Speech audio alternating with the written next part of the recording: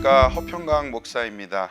신앙생활 하면서 궁금했던 것들, 조금은 답을 내리기 쉽지 않았던 문제나 이슈들에 대해서 성경적인 근거로 함께 나누는 우리 신앙 난제 해설 시간입니다.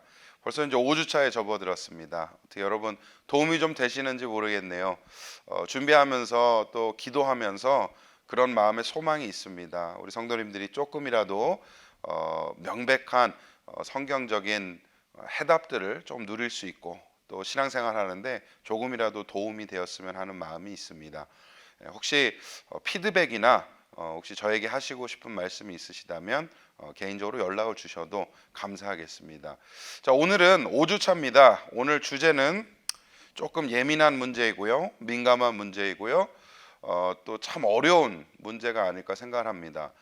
동성 결혼은 왜 문제인가요? 라는 제목으로 오늘 강의 진행해 보도록 하겠습니다. 동성의 문제는 사실 여러분 너무 우리가 이제 흔하게 듣게 되고 또 이제 성교육이나 학교 내에서 공교육 가운데 일어나는 그런 이슈들 때문에 우리가 조금은 이제 접하는 문제인 것 같아요. 그런데 모르겠습니다. 여러분도 어떤 생각을 갖고 계신지, 정확하게 성경적으로 동성애가 왜 문제인지, 동성 결혼을 왜 하나님이 가증히 여기시는지에 대한 부분을 좀 한번 명확히 짚고 넘어갈 필요가 있다고 생각이 들어서 오늘 준비를 해봤습니다. 참고로 말씀드리면 좀 포괄적인 내용을 진행하게 될 것 같아요. 1시간 내에 깊은 내용들을 다 다룰 수가 없어서 선택적으로 준비를 하겠습니다. 그래서 동성의 전반적인 그 이슈들도 있지만 동성 결혼 제도에 대한 이 범위를 좀 좁혀가지고 진행을 해보게 될 텐데, 여러분들 그 동성 결혼에 대해서 어떻게 생각을 하십니까? 혹시 여러분 주변에 동성애를 하고 있는 동성애자가 있습니까? 의외로 많이 우리 주변 가운데 있는데요. 한번 이 통계를 한번 이따가 좀 보게 될 텐데, 생각보다 우리 주변에 흔하게 있고요. 또 교회 내에서 특별히 다음 세대 가운데에 우리가 겪을 수 있고 또 이미 겪고 있는 문제가 아닌가 생각합니다. 그래서 교회 내에서 이 동성 결혼에 대한 부분을 명확히 좀 짚고 넘어갈 필요가 있겠다. 거기에 대한 우리의 생각을 한번 정리할 필요가 있겠다 생각을 합니다. 자, 이 동성에 대한 문제를 얘기하다 보면 자주 받는 질문들이 있게 돼요. 그 중에 뭐 이제 흔한 거 한 5가지 정도만 준비를 해봤는데, 이런 질문이죠. 아니, 서로 진짜 사랑하는데 어떡합니까? 진정한 사랑인데 그 사이를 어떻게 하겠습니까? 그 관계를 어떻게 하겠습니까? 라고 질문하는 경우들도 있고요. 또 이렇게 얘기하는 분들 있어요. 아니, 그렇게 태어났는데 어떡합니까? 나는 선천적으로 동성애적인 성향을 가지고 태어났고 내 유전자 안에는 동성애 유전자가 있는데 어떻게 하겠습니까? 라고 물어보는 경우도 있습니다. 또 이 사랑의 문제만큼은 개인의 선택 아닙니까? 개인적인 문제를 가지고 이렇다 저렇다 할 수 없다, 이렇게 얘기하시는 분들도 있으세요. 그리고 또 인권 문제가 요즘 많이 대두가 되고 있죠. 특별히 이제 차별금지법 뭐 이런 걸로 인해서 동성애에 대해서 잘못됐다, 그것이 죄다 얘기하면 처벌받을 수 있는 법안이 통과될 정도로 인권 문제로서. 근데 참 안타까운 게 이게 진짜 인권 문제로 남아야 되는데 본질적으로 일종의 정치 아젠다가 되고 있습니다. 또 이게 어떤 소셜 어젠다가 되고 있고요. 마치 이 동성애에 대해서 오픈돼 있고 인정하고 긍정하면 앞서가는 사람, 진보적인 사람, 이런 이미지를 갖게 된다는 것이죠. 그래서 정치, 사회, 또 더 넘어서 문화 아젠다예요. 많은 영화들이 동성애를 다루고 있고 헐리우드에서도 동성애가 좀 핫 이슈죠. 그리고 이 어떤 뭐 책이나 도서나 뭐 온갖 매개체에서 동성애가, 특히 이번 요즘 같은 경우는 또 디즈니 같은 데서 아이들이 보는 애니메이션에 또 동성애 코드를 넣기도 하고, 그래서 이슈가 되기도 하고, 이 굉장히 복잡한 상황 가운데 있습니다. 그래서 인권 문제냐, 근데 또 더 나아가 정치의 문제고 또 사회의 문제고 문화의 문제로 발전하고 있는 것이죠. 교회 내 동성애자들은 어떻게 할 것입니까? 라는 질문이죠. 제가 오래전부터 이 동성애 그 문제에 대해서 생각을 좀 해본 적이 있어요. 근데 이런 케이스를 생각해 봤습니다. 교회에서 과연 동성애자들을 수용을 해야 되는가? 외부에서 들어오는 동성애자들은 뭐 어떤 막는다든가 권고를 한다든가 하는 방법도 있겠지만 교회 내에서 발생하는 동성애자들, 아주 단순한 예로 이거죠. 어렸을 때부터 주일학교에서 가르쳤던 학생이 성장을 하면서 청소년기에 들어서 커밍아웃을 해요. 자기 동성애자라고. 그러면 장로님 아들, 집사님 아들, 평생 교회에서 자라왔던 그 친구가 동성애자라는 이유 때문에 뭐 공동체에서 내보낸다든가 아니면 뭐 치료를 한다든가 할 수 있냐는 문제죠. 그러니까 교회 내 동성애자들 문제는 더욱더 예민하고 민감합니다. 왜냐하면 공동체이기 때문에 가족들이 엮여져 있고요. 또 관계가 엮여져 있기 때문에 더 어려운 문제가 아닐까 생각을 하게 됩니다. 이런저런 질문을 가지고 고민을 좀 해보면서 강의를 준비를 했습니다. 그래서 뭐 100%다 대답이 되겠습니까마는 그래도 최대한 한번 이런 문제들을 염두하면서 고려하면서 강의를 진행해 보도록 하겠습니다. 먼저 좀 통계들을 좀 보면서 얼마나 동성애가 우리 주변에 흔하게 지금 퍼져 있는지 한번 알아보도록 하겠습니다.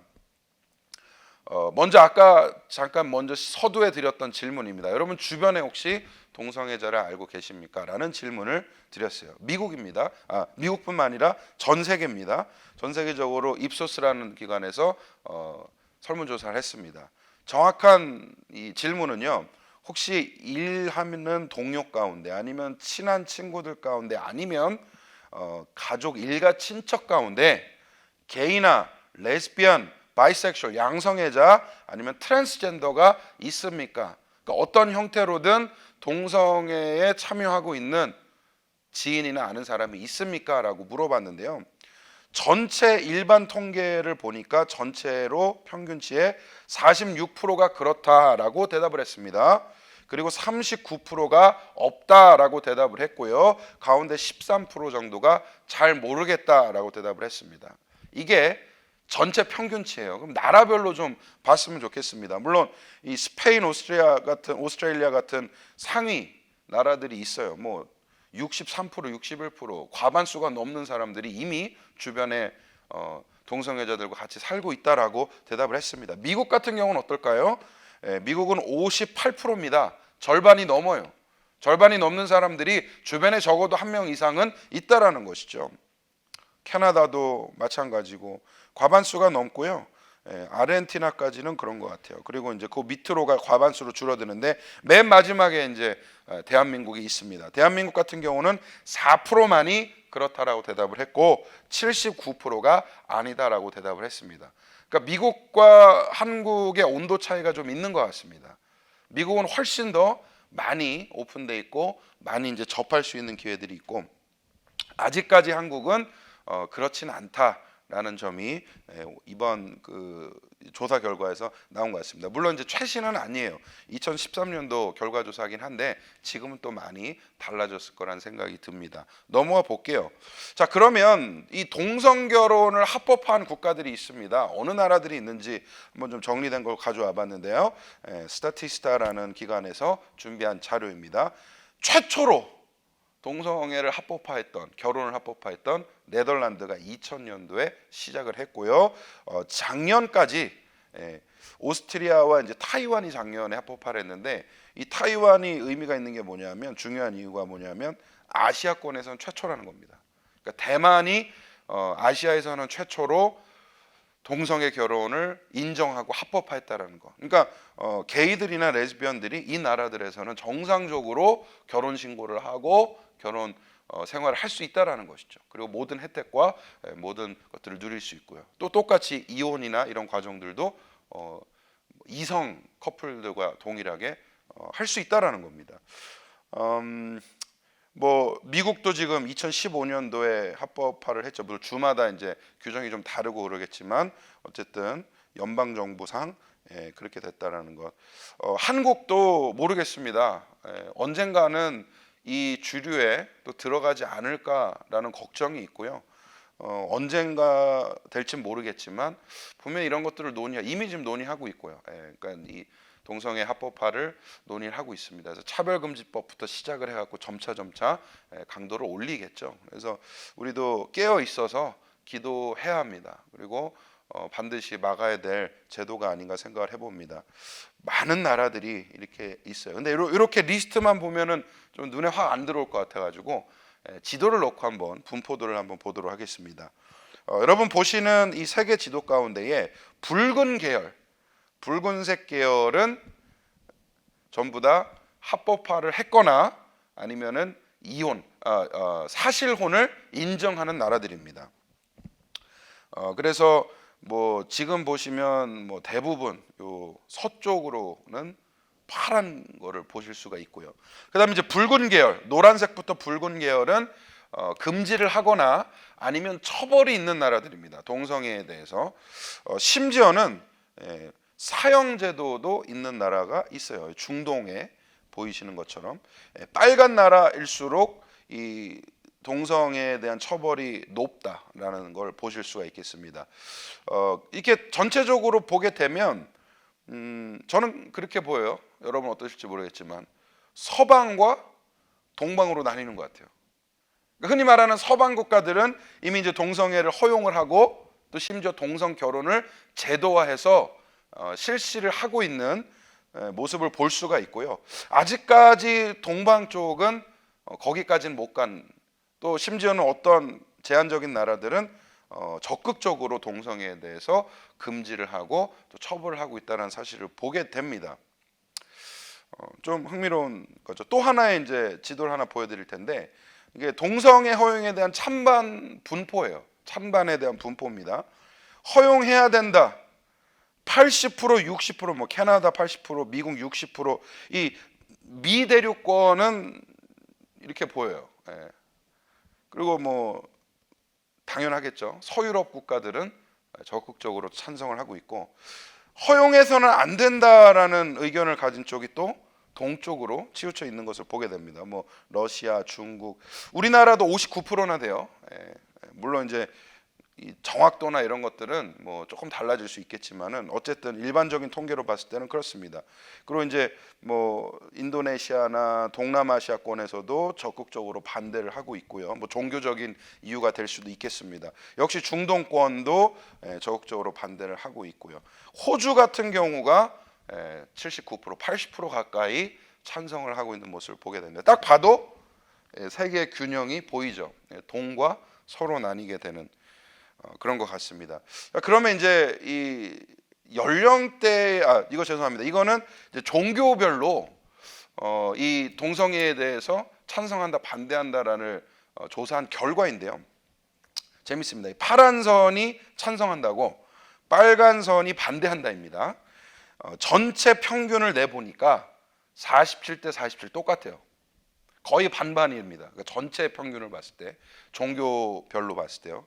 자, 그러면 한번 하나하나 볼게요. 비종교인이라는 건 종교를 가지고 있지 않은, 스스로 나는 아무 종교가 없습니다라고 밝힌 사람들은 70%가 찬성을 했어요. 아마 이런 논리일 겁니다. 이런 멘탈리티일 것 같아요. 뭐 개인의 자유입니다. 뭐 소수의 인권 아니겠습니까? 그건 그들이 원한다면 뭐 충분히 허용해주고 또 찬성하겠습니다라고 밝힌 사람들 같아요. 24%만이 반대했습니다. 비기독교인, 그러니까 종교인이긴 하지만 기독교 외의 종교를 가진 사람들은 67%가 찬성을 했습니다. 의외죠.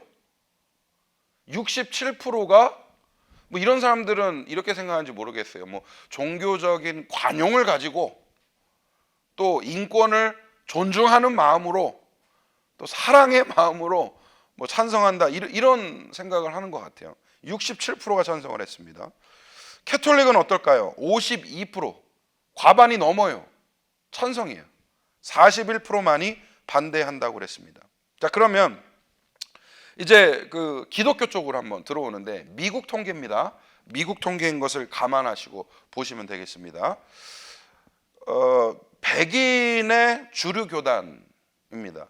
51%, 40%, 반이 넘었습니다. 그래도 찬성한다. 그러니까 약간 진보주의적 성향의 교단들이 아닐까 생각이 듭니다. 자, 그런데 이쪽으로 갈수록 좀 바뀌게 돼요. 흑인 개신교입니다. 블랙 프로테스탄트 60%가 반대를 해요. 그리고 34%만이 찬성을 합니다. 그 다음에 우리랑 이제 좀 뭔가 연관이 있고 동질감을 느낄 수 있는 복음주의파들, 그러니까 백인의 복음주의파들, 백인 복음주의파들은 76%가 반대를 했습니다. 19%만이 찬성한다고 했고요. 그러니까 이 종교적 성향에 따라서도 의견이 굉장히 갈린다는 것을 볼 수 있겠습니다. 일단 비종교인들은 뭐 대다수 오케이, 동성애도 괜찮고 동성 결혼도 괜찮다. 나에게 피해가 안 가는 한 뭐 찬성할 수 있다, 허용해 줄 수 있다라고 뭐 그렇게 생각을 하는 것 같고, 아마 이 가운데 또 많은 LGBTQ 공동체들이 속해 있지 않을까 생각을 듭니다. 근데 문제는 종교를 가지고 있는 사람들, 그리고 심지어 개신교 내에서 몇 개 교단들은 이미 동성애를 포용을 했죠. 그리고 동성애 결혼을 허용해야 된다라고 주장을 하고 있습니다. 소수만이 개신교, 그 가운데서도 복음주의 계열만이 아직까지는 동성애는 죄다, 성경적이지 않다, 반대한다라는 입장을 펴고 있습니다. 여러분들은 어떻게 생각하십니까? 인간적으로 생각하는 것과 또 성경적으로 생각하는 것이 좀 다를 수가 있는데요. 저는 작은 바람이 있다면 오늘 강의를 통해서 또 여러분의 깊은 묵상과 기도를 통해서 그 두 가지가 같아졌으면 좋겠어요. 인간적인 마음도 물론 우리가 갖고 또 성경적인 근거를 또 가지면서 한 가지 의견으로 나왔으면, 더 이상 우리 안에 갈등이 없었으면 하는 마음이 있습니다. 왜냐하면 의외로 많은 성도님들이 교회 내에서도 갈등을 해요. 머리로는 성경이 아니다라고 생각을 하고 알고 있지만 또 마음으로는 사람인데 다 같은 또 사람이고 존중해 줄 수 있고 인권이고 개인의 선택이고 또 사랑이라는데 뭐 괜찮지 않겠냐라고 또 이 갈등하는 부분들이 의외로 많거든요. 그래서 이것이 좀 하나로 통합되어졌으면 하는 마음이 있습니다. 넘어가 보겠습니다. 자, 연령대별로 한번 이제 이것도 찬반 의견을 물어봤어요. 연령대에 따라서. 참고로 요거는 이제 한국의 경우입니다. 한국 통계입니다. 중앙일보 여론조사팀에서 2017년도에 이제 가져온 결과인데요.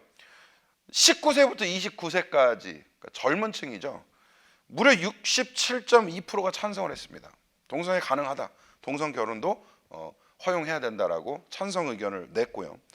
30세에서 39세까지도 51.7%예요. 반이 넘었습니다. 40세에 들어서야 반대 의견들이 커지기 시작해요. 40세에서 49세는 63.9%가 반대 의견을 냈고요. 50세부터 뭐 60세 이상은 대다수가 반대 의견을 냈습니다. 그러니까 세대 간의 격차도 굉장히 크다는 것이죠. 젊은 사람들은 훨씬 더 오픈돼 있고, 조금 이제 나이대가 있고 연령대가 있으신 분들은 반대 의견이 훨씬 더 많다라는 것. 세대의 어떤 구분이 되기도 하고 또 세대 간의 갈등이 될 수 있는 문제입니다. 왜냐하면 이게 여기서 분명히 나오죠. 부모 세대가 자녀 세대의 오픈된 마인드를 못 따라가요. 그리고 이것이 분명히 갈등의 원인이 될 수 있다는 겁니다. 29 먹은 아들이 동성 연인을 데리고 와서 결혼하겠다 그래요. 그러면 이쪽에 속해 있는 부모들 입장에서는 불가하죠. 싸워야 되고 설득하려고 노력해 볼 테고 하는 건데, 또 여기서는 또 뭐 가만히 있겠습니까? 포기하지 않겠죠. 개인의 문제고 내 삶이에요, 내 인생이에요. 그러면서 또 하는 거죠. 그러니까 이 연령의 분포도가 보여주는 것이 사실 교회 내에서도 겪을 수 있는 갈등의 소지입니다. 이 모습들이 분명히 우리 가운데 있을 수 있다는 것입니다. 자, 그러면 여러 가지 뭐 통계도 좀 보고 조사 결과도 봤는데, 그러니까 이런 것들을 통해서 얻을 수 있는 일종의 결론이 무엇인가? 그러니까 이 통계들, 숫자들을 가지고 우리가 파악할 수 있는 동성 결혼에 대한 현상은 무엇인가 한번 정리를 해봤습니다. 아까 말씀드렸듯이 극명하게 동방과 서방이 분리가 되는 것 같아요. 이 의견에 대해서. 물론 거기에는 뭐 전통과 문화 그리고 종교적 요인들 여러 가지가 복합적으로 작용을 하겠습니다. 하지만 어쨌든 보여지는, 딱 눈에 드러나는 것은 분명한 선이 있다는 것이죠. 서방 국가들은 일단 다 동성애는 뭐 다는 아닙니다. 100%는 아니지만 대부분 동성애 쪽으로 몰려가고 있는 추세고, 아직까지는 동쪽 나라들 가운데서는 아직은 금지하고 아직은 아니다라고 얘기하고 있는 현상을 볼 수 있습니다. 그다음에 이제 종교 대 비종교의 대립이 있죠. 또 종교 내에서도 물론 교단끼리 뭐 종교끼리 의견이 다릅니다. 그러나 좀 큰 의미로 보자면 종교 쪽과 비종교 쪽의 대립이 있다는 겁니다. 훨씬 더 진보적이고 훨씬 더 오픈된 그런 성향을 볼 수 있고요. 그 다음에 시대 주류를 따라가는, 시대 주류에 민감한 비교적 젊은 세대들과 전통을 중시하는 기존 세대들의 갈등이 보입니다. 그런데 이런 파악을 할 수 있겠지만 저는 좀 더 영적으로 볼 필요가 있다고 생각을 해요. 이 모든 것들이 사실 이 안에 들어간다고 생각합니다. 결국 동성애의 문제는 세상과 복음의 갈등인 것 같아요. 육신의 문제와 영적인 문제가 싸우는 것 같습니다. 그래서 우리는 이 동성결혼에 대한, 동성애에 대한 문제를 어떤 시대의 흐름이나 뭐 문화적인 키워드나 아니면 더 나아가서 남 얘기로 치부하면 안 된다는 것이죠. 우리가 함께 기도하며 함께 싸워 나가야 할 영적 전투입니다. 모두가 공유해야 되는 문제고요. 모두가 고민하고 모두가 기도해야 되는 이슈라는 겁니다. 이제까지는 나는 동성애랑 상관없으니까, 나는 뭐 그런 경우가 없으니까, 내 주변에는 동성애자가 없으니까 나는 괜찮다, 나는 거기에 대해서 별 의견이 없다 라고 생각하실 수 있었겠지만, 오늘 강의를 들으시면서 이것이 남들만의 문제는 아니다, 우리 안에 있는 문제고 우리 공동체에게 영향을 끼칠 수 있는 문제다라는 것이 인지가 되었으면 합니다. 그래서 함께 이 영적 전투를 싸워 나갈 수 있는 은혜가 있기를 소망합니다. 자, 그러면 본격적으로 동성결혼에 대한 문제 제기를 좀 해보려고 합니다. 그러니까 성경이 어떻게 말씀하고 있고 성경적인 해석을 바탕으로 왜 문제인지, 무엇이 문제인지, 그리고 어떻게 이것을 위해서 기도하고 고민해야 되는지에 대해서 좀 디테일하게 나눠보도록 할 텐데요. 말은 뭐 디테일하게 나눠보자고 했지만 사실 여러분 이 방대합니다. 이 동성애에 대한 자료와 또 이 연구들이 참 많고요. 그리고 어떻게 이것을 좀 함축적으로 여러분께 전달할 수 있을까 고민을 많이 했는데 많은 부족을 느꼈습니다. 뭐 시간의 부족도 있고 제 노력의 부족도 있지만 일단은 이거가 이 동성애 문제를 뭐 명확하게 이거다 딱 잘라서 제시하기가 쉽지가 않더라고요. 최선을 다해서 그래도 진행을 해보겠습니다. 제가 참고한 주 교재 자료를 토대로 했고요. 그 자리에서 참고로 말씀드리면 이제 복음주의 쪽에서 나온 자료들을 아무래도 제가 많이 참고했기 때문에 제 의견도 그쪽과 동일하겠다라고 생각합니다. 아마 이것이 우리 교단과 우리 교회의 일반적인 의견이 되지 않을까 생각을 합니다. 여러분의 생각이 다를 수 있어요. 개인적으로. 목사님 나는 조금 다르게 생각하는데요. 나도 신앙생활 오래 했고 나도 성경을 읽지만 내 해석과 내 생각은 좀 다른 것 같은데요 라고 말씀하실 수 있어요. 괜찮습니다. 그럴 수 있죠. 그리고 인정합니다. 모두가 다를 수 있다는 것을요. 그런데 제가 오늘 이제 드리고자 하는 말씀은 그거예요. 그러니까 일반적인 개혁주의 그 흐름에서 이런 의견들이다, 성경에 이런 해석들을 가지고 있다, 또 우리 교회가 우리 공동체가 비교적 일반적으로 이런 생각들을 가지고 있다라고 소개해드리고 제안드리는 것이니 여러분들이 들어보시고 판단하시면 좋겠습니다. 자, 넘어가 보겠습니다. 동성결혼에 대한 성경적 문제 제기라고 이제 제목을 붙여봤어요. 크게 네 가지로 분류를 해서 여러분들께 한번 제안을 드리도록 하겠습니다. 한번 나눠볼게요. 자, 일단 결혼이라는 것은 하나님이 제정하신 제도이다. 그러면 하나님께서 최초로 인간을 만드시고 아담의 갈빗대를 통하여서 하와를 만드신 이후에 인간사에 최초로 제정되는 제도가 하나 있으니 바로 결혼이었습니다. 아담과 하와를 부부로 묶으시고 한 몸 되게 하시고 가정을 꾸리게 하시는 그 모습을 우리가 창세기에서 보게 되죠. 하나님이 만드신 제도라는 것입니다. 창세기 2장 24절에 보니까 이러므로 남자가 부모를 떠나 그의 아내와 합하여 둘이 한 몸을 이룰지니라. 그러니까 결혼의 구성원이 나오죠. 한 남자와 한 여자입니다.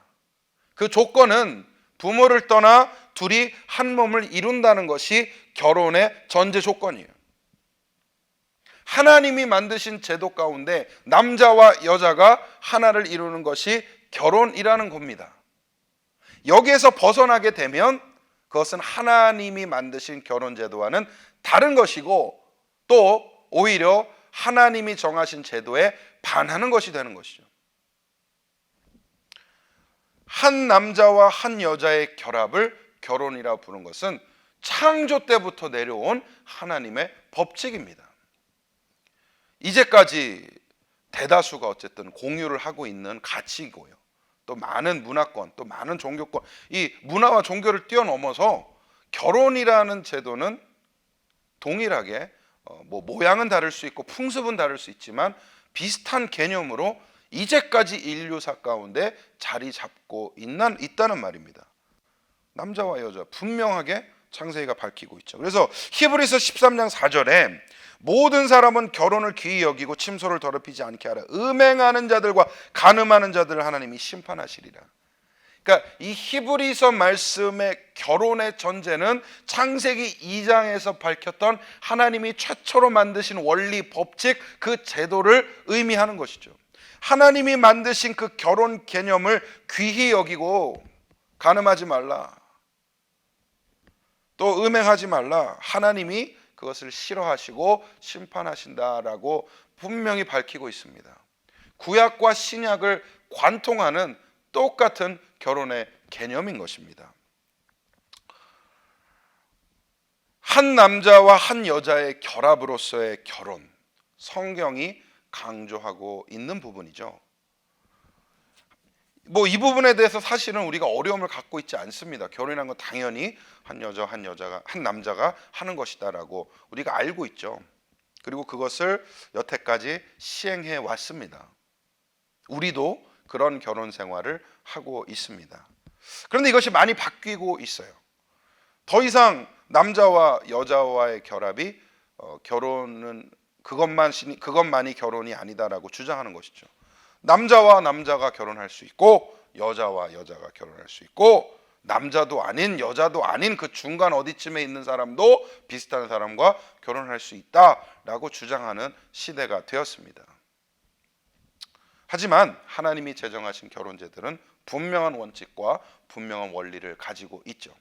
그리고 그 명령을 수용하고 순종하고 그것을 살아내는 우리 입장에서는 우리의 가장 성스러운 제도, 하나님께서 만드신 이 결혼 제도가 위협받고 있다는 사실을 우리가 반드시 인지할 수 있어야 합니다. 모든 문명을 통틀어 가장 성스럽고 중요한 예식이라고 봤는데 사실 그런 것 같아요. 문화권을 떠나서 종교를 떠나서 어느 나라든 결혼식이 가장 성대한 잔치이고요. 또 가정과 가정이 연합하는 또 가장 큰 예식이 되기도 하고요. 결혼만큼 중요한, 인생에 있어서 중요한 예식이 따로 없는 것 같아요. 대부분의 나라들과 문명들이 이런 개념을 가지고 있습니다. 여러분들도 한번 되돌아보시면 여러분 인생에 가장 크게 잔치한 날이 언제예요? 결혼식이죠. 저도 그렇습니다. 생일이 됐든 어떤 축하하는 자리가 됐든 간에 비교할 수 없을 정도로 가장 크고 성대하게 치렀던 잔치가 바로 결혼식 아니었습니까? 평생 한 번 하는 제일 큰 잔치로 결혼을 치렀어요. 대부분의 문명과 대부분의 문화권과 대부분의 민족들이 비슷한 개념을 가지고 이 결혼을 하고 있다는 겁니다. 그런데 이것이 위협을 받고 있죠. 결혼이 아무것도 아닌 것이 되고 또 한 번 했다가 두 번 하고 두 번 했다 네 번 하고 마음대로 해도 되고 내가 하고 싶은 사람 정했다가 또 실증 나면 또 바꿀 수도 있고 한 그런 시대가 돼버린 겁니다. 특히 이 동성 결혼에 대해서 그런 문제들이 많이 일어나고 있죠. 파트너가 바뀌고 쉽게 바뀌고 결혼 저는 그렇게 생각해요. 그러니까 하나님이 제정하신 그 원리 원칙에 따라 결혼을 하지 않기 때문에 더 깨지기 쉽고 더 연약한 관계가 되는 것 같습니다. 물론 뭐 동성애 쪽에서는 반박을 할 수가 있어요. 평생 같이 사는 동성 커플도 있고 그 누구보다도 진실한 사랑을 나누는 커플들이 있다. 뭐 그렇게 주장할 수도 있습니다. 인정하겠습니다. 그럴 수도 있겠죠.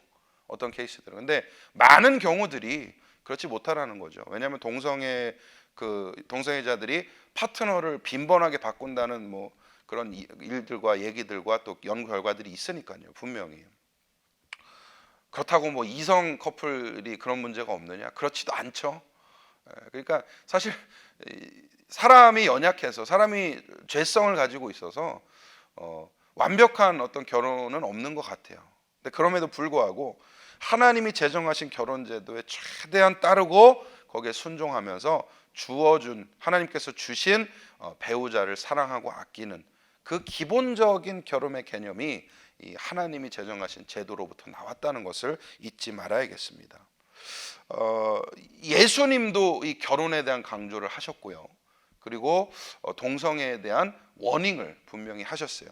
자, 마태복음 19장 4절에서 5절 말씀인데요. 우리 같이 한번 읽어볼까요? 시작. 예수께서 대답하여 이르시되 사람을 지으시니가 본래 그들을 남자와 여자로 지으시고 말씀하시기를 그러므로 사람이 그 부모를 떠나서 아내에게 합하여 그 둘이 한 몸이 될지니라 하신 것을 읽지 못하였느냐.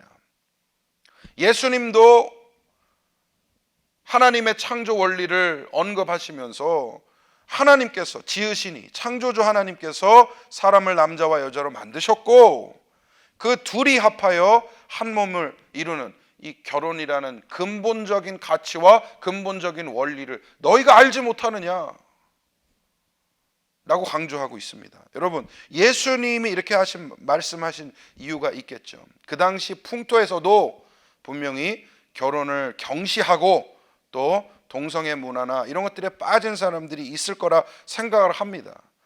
예수님께서 그런 사람들을 포함하여 듣는 이 모두에게 다시 한번 하나님의 원리가 무엇인지, 하나님의 뜻이 무엇인지를 상기시켜 주고 있는 것입니다.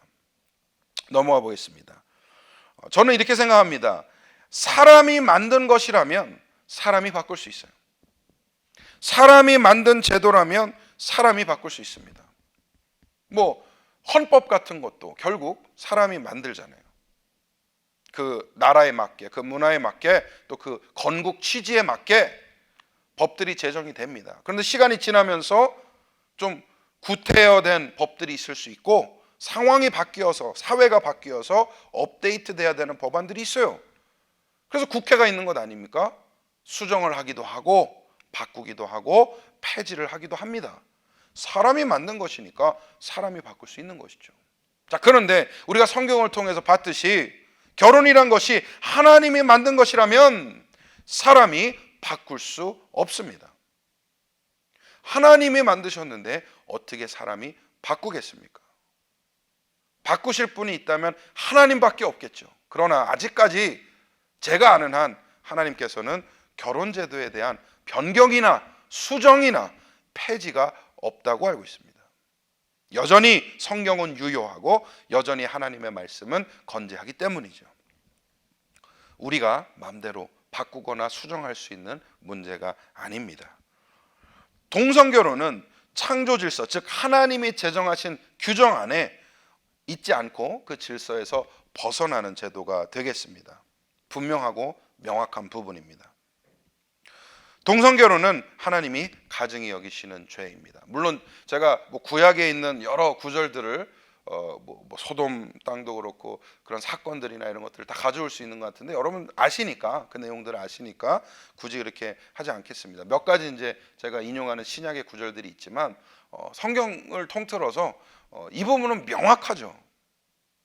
그래서 LGBTQ 공동체에서 기독교 특별히 이 개신교 안에 복음주의 계열을 싫어하는 이유들이 있어요. 왜냐하면 성경 얘기를 계속 하죠. 그러니까 그들은 사실은 성경 자체를 부인할 수밖에 없어요. 성경 자체를. 저는 여기에 좀 안타까움이 있다라고 생각을 합니다. 그러니까 이 어쩔 수 없는 의견의 대립이에요. 성경이 이렇게 말씀하기 때문에 이건 아니다라고 말하는 입장이고, 반대편에서는 성경이 그렇게 얘기하니 우리는 성경을 인정할 수 없다라고 하게 되는 것이죠. 그러니까 동성 결혼이라는 이슈 때문에 결국엔 진리까지 공격받게 되는 상황입니다. 안타까운 상황이고 어려운 상황인 것 같아요. 그러나 분명하죠. 우리는 진리를 수호해야 하는 자들입니다. 끝까지 하나님의 말씀을 붙들고 그 말씀을 지켜나가야 되는 그 거룩한 소명을 가지고 있는 성도들인 줄 믿습니다. 여러분 끝까지 그루터기 신앙을 지키시면서 진리의 수호자, 말씀의 수호자로 남아주시기를 부탁드립니다. 분명히 성경이 가르치는 대로 하나님께서 가증히 여기시는 죄라는 것 명확히 하고 넘어가야겠습니다. 자, 그러면 하나님이 만드신 결혼제도라는 한쪽 부분도 있고요. 그러면 율법을 잘 알지 못하고 성경을 잘 알지 못하는 사람들을 어떻게 적용이 되느냐? 로마서가 말씀하시는 이 마음에 새긴 양심의 법에서도 이 동성 결혼은 맞지 않다, 질서에서 어긋난다 말씀드릴 수 있습니다. 로마서 2장 14절에서 15절까지 율법 없는 이방인이 본성으로 율법의 일을 행할 때에는 그 사람은 율법이 없어도 자기가 자기에게 율법이 되나니 이런 이들은 그 양심이 증거가 되어 그 생각들이 서로 혹은 고발하며 혹은 변명하며 그 마음에 새긴 율법의 행위를 나타내네. 이게 무슨 말씀이냐면 율법을 잘 알지 못하는 이방인들도 율법이 가르치는 옳은 일을 할 수 있다라는 겁니다. 왜냐하면 마음에 새긴 법이 있어요. 율법이 없어도 자기가 그 양심 가운데 마음에 있는 그 양심이 율법이 될 수 있다는 것. 그래서 그 양심이 증거가 되어서 옳고 그름을 판단할 수 있고 옳은 일을 행할 수 있다는 겁니다. 하나님께서는 인간에게 기본적으로 이 양심의 법을 주셨습니다. 무엇이 옳고 그름을 스스로 판단하고 또 옳은 쪽을 따라갈 수 있는 힘과 그릇된 것을 거부할 수 있는 능력을 잠재시켜 주셨다는 겁니다. 이 동성의 문제가 양심적으로 어떤가? LGBTQ 공동체에서는 그러겠죠. 전혀 문제 없다. 이건 양심의 문제가 아니라 사랑의 문제다, 감정의 문제다, 인권의 문제다라고 접근을 하겠죠. 근데 일반적인 사람들, 대부분의 사람들은 이 양심의 문제로도 동성 결혼을 해석을 할 수 있겠습니다. 옳지 않은 거라고 분명히 느낄 테고 옳지 않은 것을 거부해야 된다라고 느끼게 되는 것이죠. 이게 어디서 명확해지느냐? 그러니까 내 개인의 문제가 아닌 남의 문제로 치부했을 때는 사실 이게 잘 적용이 안 돼요. 근데 이게 내 문제로 접근하게 된다. 예를 들어서 우리 자녀들을 학교에 보냈더니 학교에서 동성애를 가르쳐요. 지금 우리 캘리포니아가 공교육, 성교육에 굉장히 큰 이슈가 아닙니까? 그래서 반대 시위도 하고 또 이제 로비를 해서 이 법을 막으려고 하고 하는 여러 노력들이 있죠. 내 문제가 되면 다른 문제가 돼요. 내 양심상 내 자녀들에게 그런 교육을 허락해 줄 수 없다라는 겁니다. 남의 문제일 때는 별로 신경 안 쓰지만 내 문제는 완전히 달라지는 법이죠. 내 마음에 새긴 양심의 법이 작동하기 시작합니다. 로마서 1장 26절 27절에 보면 이 동성애에 대한 말씀을 기록하고 있죠. 하나님께서 그들을 부끄러운 욕심에 내버려 두셨으니 곧 그들의 여자들도 순리대로 쓸 것을 바꾸어 영리로 쓰며 그와 같이 남자들도 순리대로 여자 쓰기를 버리고 서로 향하여 음욕이 부를 듯하며 남자가 남자와 더불어 부끄러운 일을 행하여 그들의 그릇 때문에 상당한 보응을 그들 자신이 받았느니라. 사도 바울은 이렇게 해석을 해요. 순리가 있고 영리가 있다. 순리는 하나님이 만드신 결혼 법칙 안에서 결혼하고 사는 것이 순리이고 그것을 벗어나 남자가 남자를, 여자가 여자를 서로 음욕을 품고 동성애를 하면 그것은 영리다라고 해석을 하는 것이죠. 상당한 보응, 하나님의 분노와 진노를 받게 된다라는 워닝, 경고를 하고 있습니다.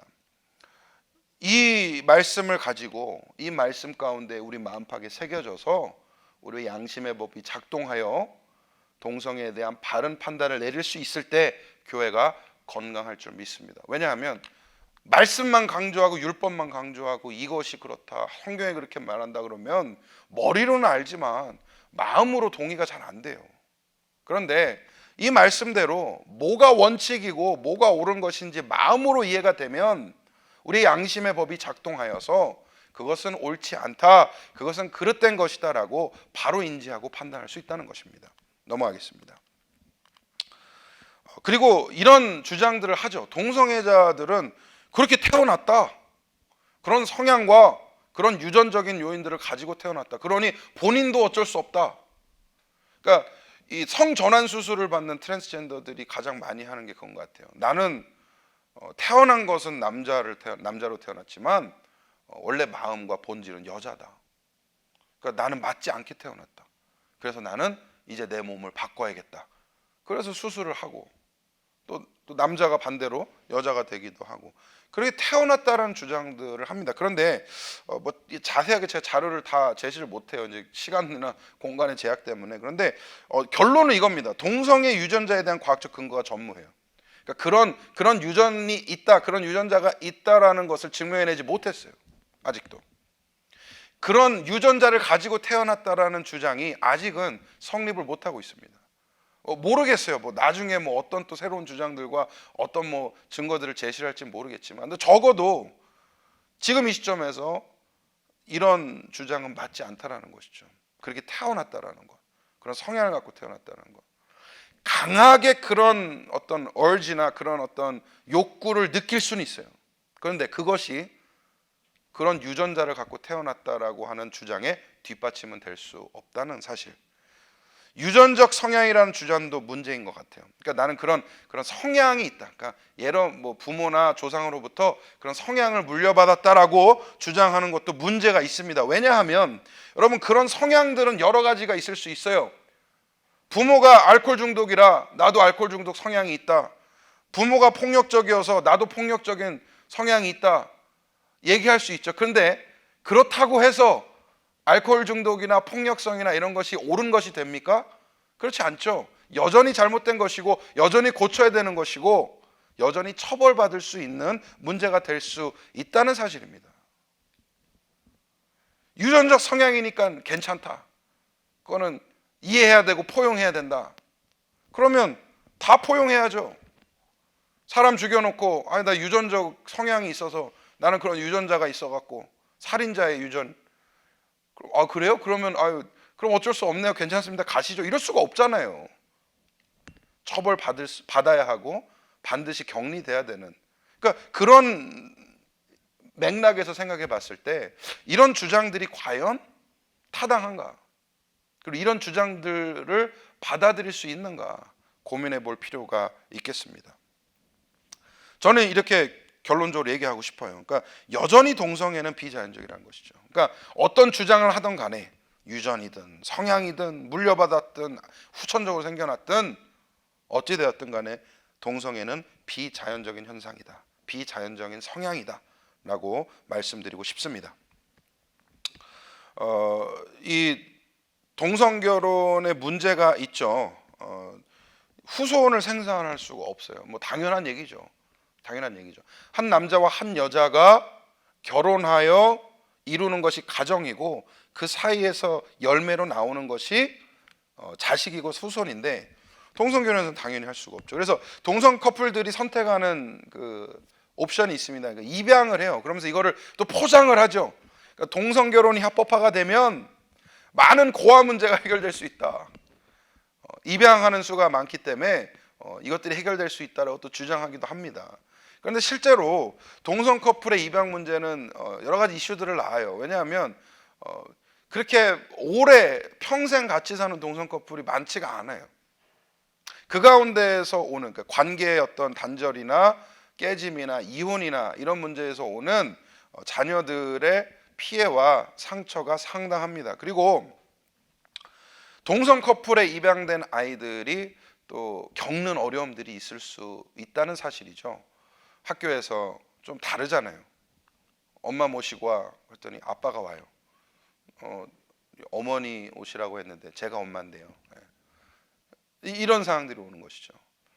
그러니까 정상적인 결혼, 그러니까 가정 생활과 가정 환경에서 자라는 아이들과는 반드시 차이가 있을 수 있다라는 겁니다. 어떠한 모습이든 간에 심하고 좀 덜하고의 차이는 있겠지만 일반적인 가정에서 자란 아이들과는 다른 모습이 있을 수밖에 없다. 과연 그것이 아이에게 건강한 것인가? 그럼 그 반대쪽에서는 또 그렇게 주장하겠지. 누구보다도 더 사랑으로 양육하고 누구보다도 건전하게 키우고 뭐 전혀 문제 없습니다라고 할 수 있지만 과연 아이들의 입장에서 그것이 사실일까? 또 그것이 유효한 주장인 것인가 생각해 볼 필요가 있겠습니다. 동성애 행위는 자기 신체에 피해를 입힙니다. 뭐 물론 제가 디테일하게 들어가지 않아도 어떤 얘기인지 여러분 잘 아실 거라 생각이 됩니다. 육체적으로도 데미지가 있고요. 정신적으로도 피폐해집니다.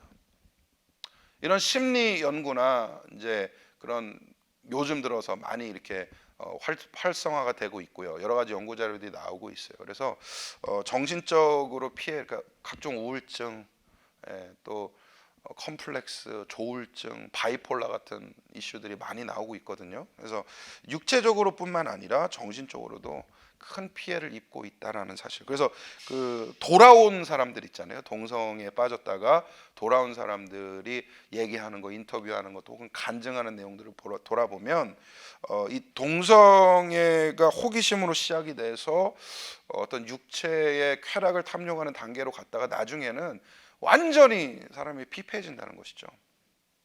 의욕도 없어지고 우울증과 각종 여러 그러니까 뭐 정신적인 질병만 있겠습니까? 육체적으로도 얼마나 많은 질병, 성병 같은 질병들을 달고 삽니까? 그러니까 온 몸과 마음이 다 망가지는 게 되는 거죠. 그래서 돌아온 사람들의 얘기들이 대부분 그런 게 많아요. 도저히 더 이상 살 수 없다라고 판단했다. 물론 이제 하나님의 특별하신 터치하심이 있는 경우들도 있고 정말 회심의 마음으로 돌아오는 사람들도 있고요. 근데 이제 대부분이 겪은 얘기들이 이렇게 결론으로 되는 것 같습니다. 동성애는 이제 자기 파괴적이라는 사실을 강조드리고 싶은 거죠. 또 동성애가 가지고 오는 문제들이 있습니다. 이 방탕함, 아까 얘기했듯이 파트너가 자주 바뀌어요. 그러니까 이성 커플에 비해서 평균적으로 동성 커플은 파트너가 굉장히 자주 바뀝니다. 기준이 없으니까. 그리고 또 이 사람들의 입장에서는 또 그렇게 얘기를 하는 경우들이 있더라고요. 그러니까 흔치 않다. 그러니까 이 같은 동성애자를 만나는 게 흔치 않기 때문에 만나면 사귀어야 되고 좀 그런 게 있다라는 것이죠. 그러다 보니까 자주 바뀌는 경우들이 있고요. 또 오래 가지 못하는 것 같아요. 왜냐하면 근거가 물론 다른 의견으로 반대를 하겠습니다만은 이렇게 생각해 볼 수 있는 것 같아요. 관계의 근거가 육체적이기 때문에 그래요. 그러니까 성적인 근거를 가지고 성적인 전제를 가지고 만나기 때문에 금방 헤어질 수 있다는 거죠. 금방 파트너가 바뀔 수 있다는 거죠. 일반적으로 결혼이라는 것은 육체의 결합도 있지만 정신적인 결합과 감정적인 결합이 동시에 일어나죠. 그래서 사랑이라는 것이 꽃피워지고 또 그 안에 정이 생기고 의리가 생기고 부부의 연이라는 게 그렇지 않습니까? 근데 그런 게 약할 수밖에 없어요. 왜냐하면 만나는 전제 조건이 육체의 일이기 때문이에요. 성질환들을 달고 산다고 합니다. 여러 가지 이슈들이 있는데 제일 이제 중요한 게 HIV인 것 같아요. 그러니까 에이즈로 이어지는 HIV 바이러스 감염이 이 동성애 때문에 특히 더 많이 일어난다라고 분석 결과 있죠. 제가 이걸 조금 이따가 더 자세하게 다룰 겁니다. 낮은 예상 수명, 그러니까 이런 뭐 질환이나 이런 것들 때문에 남들보다는 일찍 죽을 수밖에 없는 경우들도 생긴다라는 것. 이런 것들이 예상이 돼요. 근데 이런 것들 중에 지금 요 문제가 굉장히 심각하기 때문에 조금 더 디테일하게 다루고자 합니다. 넘어가 볼게요. 이제 HIV에 대한 얘기를 좀 하고 싶은데 이게 미국의 경우입니다. 2010년도 조사 결과인데요. 새로운 HIV 케이스들을 조사를 한 거예요. 어떤 그룹에서 가장 많이 나왔나를 보여주는 겁니다. 맨 밑에서부터 이렇게 쭉 보지만 가장 압도적으로 많은 게 뭐냐면 백인 남성과 남성 사이의 동성애예요. 그 다음에 많은 게 흑인 남성과 남성 사이의 동성애예요. 무려 2010년도 기준으로 봤을 때 한 해에 3건이 새로운 케이스가 백인 남성 간의 경우는 11,200건, 흑인 남성 간의 경우는 1,600건에 도달합니다. 뭐 히스패닉 라티노 남성 간도 6,700건이나 됐고요. 그다음에 이제 뭐 그 외에 뭐 이제 이성 간의 관계에서도 분명히 있죠. 당연히 있는 부분이죠. 그리고 그런 것들은 사실 근데 숫자가 그렇게 크지 않다라는 거예요. 압도적으로 많은 게 남성과 남성 간의 동성 관계 가운데 HIV가 확산된다는 사실입니다. 뭐 이것만 보면 그래? 신뢰하지 못하겠는데 여러 나라들이 비슷한 연구를 발표를 해요. 자, 이거는 2015년도에 일본의 경우입니다. 일본 케이스입니다. 일본 케이스는 어떻게 구분했냐면 HIV와 에이즈로 나눴어요. 뭐 같은 맥락이 있는 거지만 케이스가 다르다는 거죠. 근데 HIV 케이스 같은 경우도 압도적으로 동성애 간 접촉에서 일어난 경우가 70.5%로 많았습니다. 에이즈 경우도 56.4%로 동성애 간 접촉으로 인한 발생률이 가장 높았다는 사실. 가까운 캐나다 같은 경우는 어떨까요? 동일해요. 압도적으로 많아요. 63.6%가 동성 간의 접촉으로 일어난 경우입니다. 자, 그러면 한국의 경우가 어떨까? 저 궁금했어요. 그래서 좀 찾아봤는데 보건복지부에서 이제 발표를 한 제3차 국민건강 증진 종합 계획이라는 곳에 442쪽에 있는 내용입니다. 근데 이게 재밌어요. 한번 보셔야 돼요. 자, 처음부터 한번 볼게요. 역학조사를 통해 감염 경로가 밝혀진 사례 대부분이 99%가량은 성접촉으로 인한 감염 사례였다. 그러니까 HIV 감염 사례예요. HIV는 99%가 성접촉으로 전염이 됐다라고 밝히고 있죠. 그중 이성간 성접촉과 동성간 성접촉으로 인한 감염 사례의 비는 대략 6대 4다.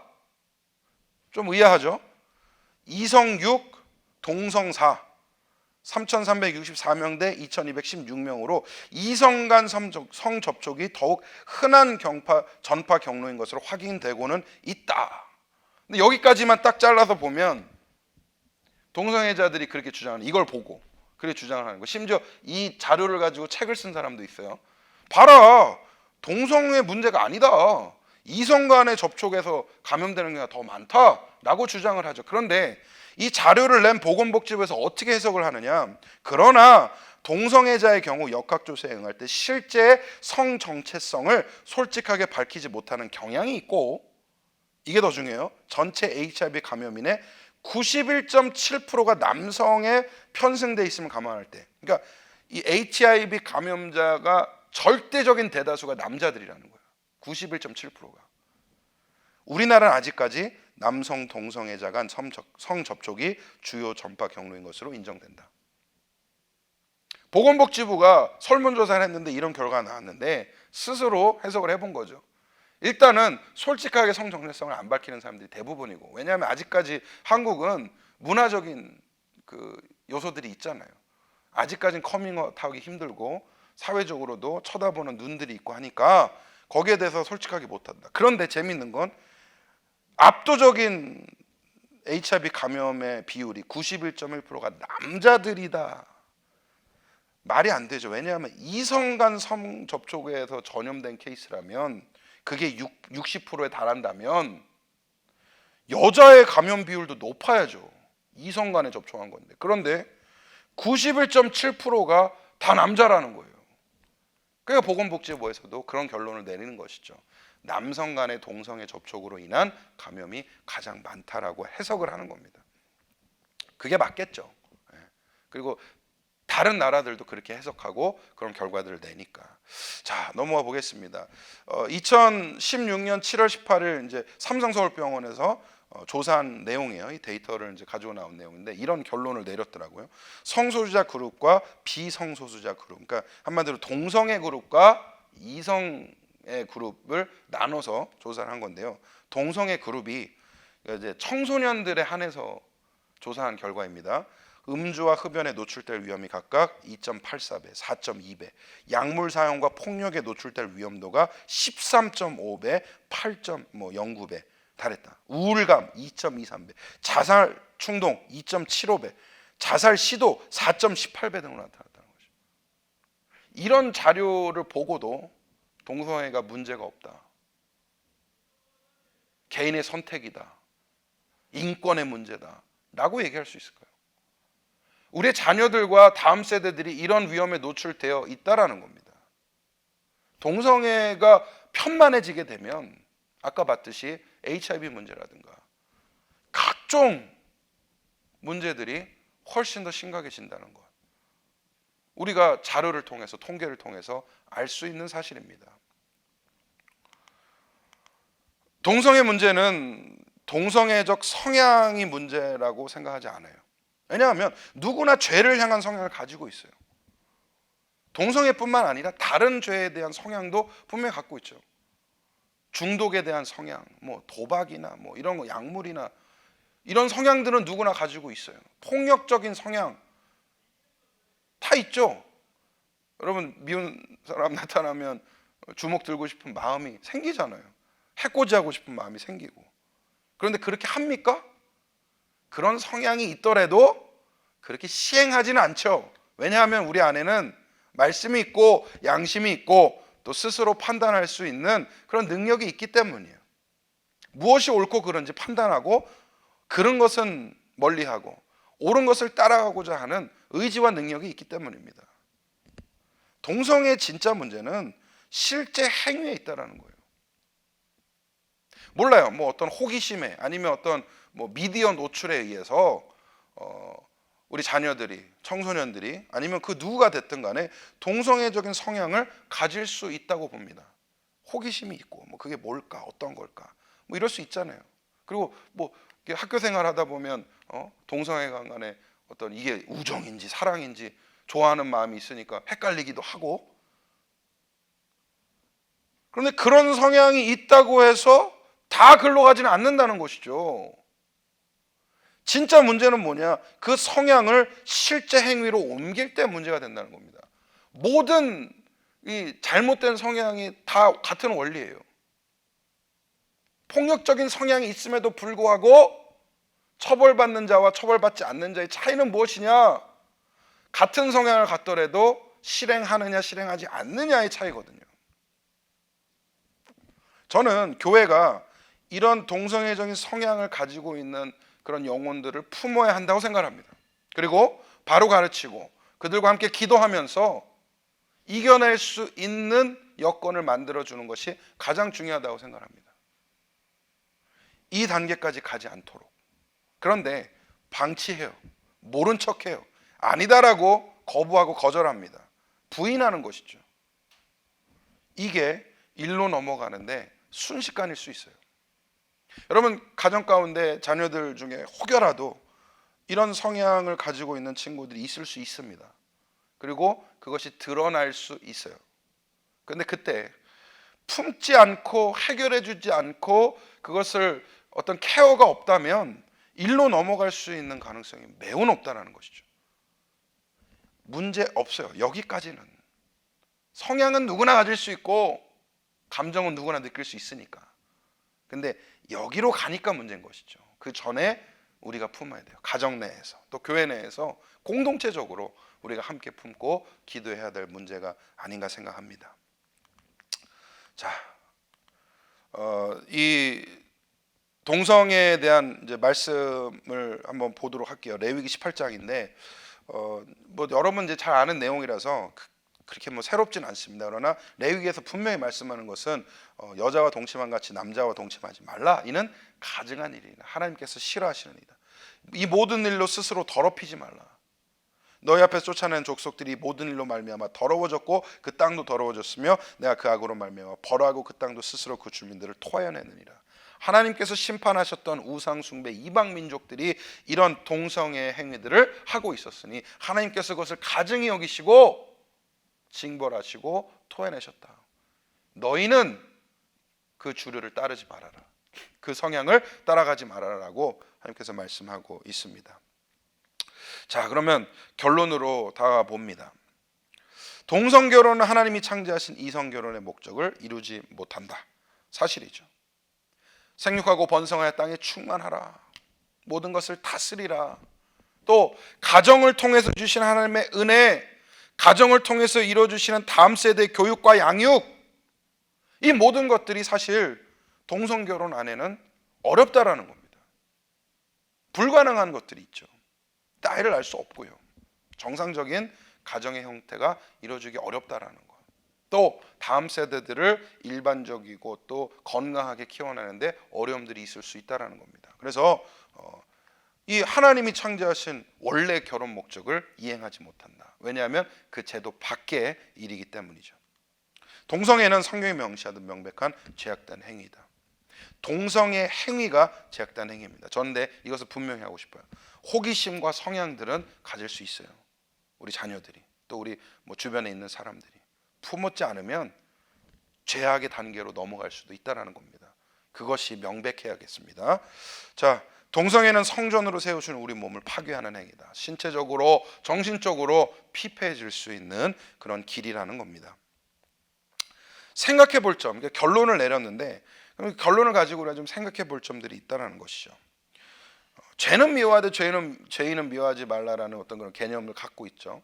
유다서에 보니까 이런 말씀이 있습니다. 여기서 1장 23절에 또 어떤 자를 불에서 끌어내어 구원하라. 또 어떤 자를 그 육체로 더럽힌 옷까지도 미워하되 두려움으로 긍휼히 여기라.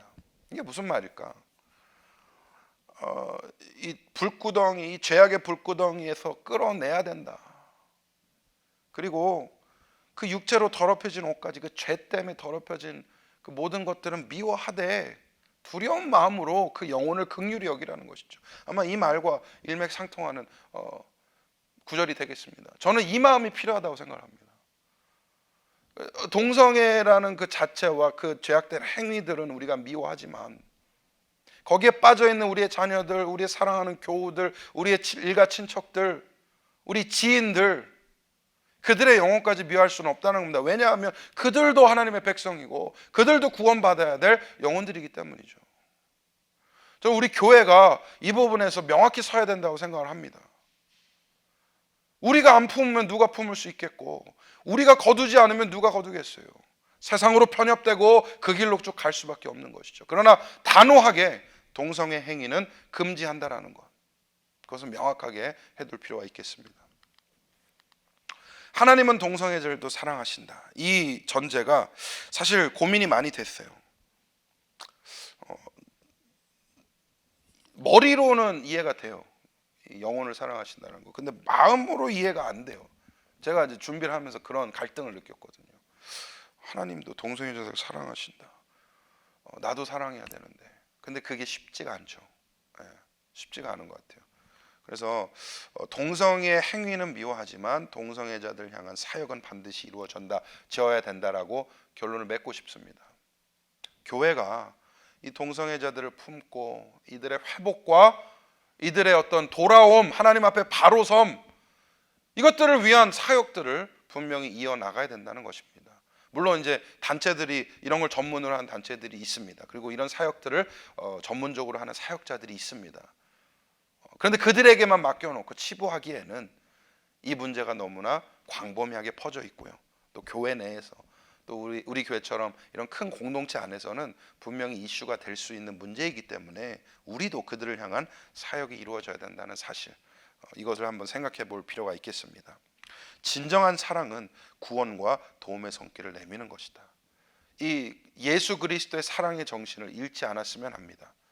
동성애자들, 그 영혼까지 사랑하시는 예수님의 마음을 품고 우리가 그들을 향해 손을 내밀고 함께 회복과 또 치유를 위해서 함께 기도할 필요가 있다는 사실이죠. 분명히 정할 필요가 있는 것 같아요. 동성결혼, 재법화, 법제화, 인정, 수용, 이런 것들에 대해서는 단호하게 노하지만 그 문제에 빠져서 괴로워하고 있는 영혼들에 대해서는 언제든지 열린 마음으로 예스, 나에게 오라, 우리에게 오라, 우리와 함께 기도하자, 우리 함께 이겨내보자 라고 기도할 수 있는 긍휼의 마음은 반드시 필요하다는 겁니다. 동성애는 선택의 문제가 아니라 싸워 이겨야 할 영적인 전투의 문제이다. 유혹은 누구에게나 다가올 수 있지만 그 유혹을 이겨야 한다는 것, 그 영적인 전투가 일어난다는 사실. 고린도전서 10장 13절, 사람이 감당할 시험 밖에는 너희가 당할 것이 없나니 오직 하나님을 미쁘사 너희가 감당하지 못할 시험 당함을 허락하지 아니하시고 시험 당할 즈음에 또한 피할 길을 내사 너희로 능히 감당하게 하시느니라. 저는 이 말씀이 동성애로 고민하고 있고 동성애로 괴로워하고 있는 그런 영혼들이 있다면 이 말씀을 마음에 새겼으면 합니다. 감당할 시험이고요. 감당할 수 있는 시험이고 반드시 이겨낼 수 있는 문제라고 생각합니다. 하나님이 도와주실 것이고 하나님 은혜 베풀어 주실 것입니다. 혹여라도 여러분 가정이나 여러분 주변에 동성애 문제로 괴로워하고 있는 가정 공동체가 있다면 여러분 위에서 기도해 주시기 바랍니다. 이겨낼 수 있는 전투이고요. 하나님께서 믿음 가운데 바로 선다면 반드시 승리케 하실 전투라고 생각을 합니다. 또 일반적으로 봐도 세상과 또 교회 안에 또 영적인 전투가 아닌가. 교회가 그 가운데에 어떤 입장을 취하고 또 어떻게 서야 되는지 분명히 해야겠습니다. 우리는 하나님 편에 서 있습니다. 진리 편에 서 있습니다. 그리고 잘못된 것은 잘못됐다라고 얘기할 수 있고 옳은 것은 끝까지 목숨 걸고라도 지켜낼 수 있어야 하겠습니다. 저는 이 강의를 들으시는 우리 모든 성도님들이 진리의 수호자, 말씀의 수호자로 서시기를 주님의 이름으로 축원합니다. 기도하고 마치겠습니다. 하나님 감사합니다. 세상이 어렵습니다. 어지럽습니다. 온갖 가치들이 뒤섞여 무엇이 중요하고 무엇이 옳은지 헛갈리는 시대가 되어버렸습니다. 동성 문제가 그렇습니다. 하나님 많은 나라들이 동성 결혼을 허용하고 괜찮다라고 얘기하고 있는 시점에 하나님 우리는 바른 신앙이 무엇이고 성경적인 신앙이 무엇인지 깨닫기를 소망합니다. 또 동시에 이 문제가 남의 문제만이 아닌 우리의 문제임을 또한 깨닫고 함께 기도하고 이것을 영적으로 싸워 이겨나가는 그런 하나님의 훌륭한 군대 될 수 있도록 인도하여 주시옵소서. 짧은 시간 두서없이 이렇게 진행을 했습니다. 이 강의 가운데에 하나님 실수가 있었거나 인간적인 말이 있었다면 하나님 숨겨주시고 남는 것은 성경이고 남는 것은 진리가 될 수 있도록 역사하여 주시옵소서. 감사드립니다. 예수님 이름으로 기도했습니다. 아멘. 네, 수고하셨습니다. 다음 주에 또 뵙겠습니다. 감사합니다.